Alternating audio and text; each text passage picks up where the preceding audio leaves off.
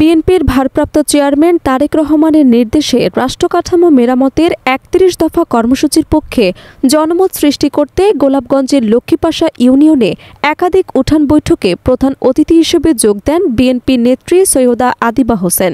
গতকাল সোমবার সন্ধ্যায় গোলাপগঞ্জ উপজেলার লক্ষ্মীপাশা ইউপির ২ নং ওয়ার্ড ও লক্ষ্মীপাশা ইউনিয়ন বিএনপির দপ্তর সম্পাদক হেলাল আহমেদের বাড়িতে পৃথক ২ উঠান বৈঠক অনুষ্ঠিত হয়। এ সময় উঠান বৈঠক শেষে উপস্থিত জনতাকে নিয়ে বিএনপির চেয়ারপারসন বেগম খালেদা জিয়ার রোগমুক্তির জন্য বিশেষ মোনাজাত করা হয়। এরপর রাতে গোলাপগঞ্জ পৌর বিএনপির সাধারণ সম্পাদক ও জেলা বিএনপির শিল্প ও বাণিজ্য বিষয়ক সম্পাদক নজরুল ইসলামের বড় ভাই মরহুম আবুল হোসেনের বাড়িতে যান। সেখানে তিনি শোকাহত পরিবারের সঙ্গে দেখা করে গভীর সমবেদনা জানান এবং দোয়া করেন।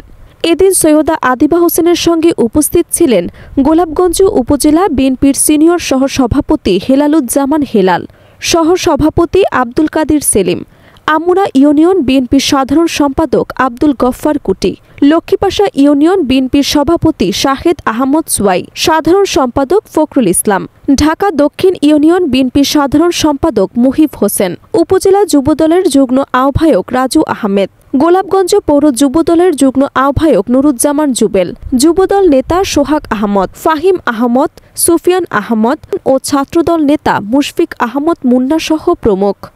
শম্পা ইসলাম নীলা, জি ভয়েস 24।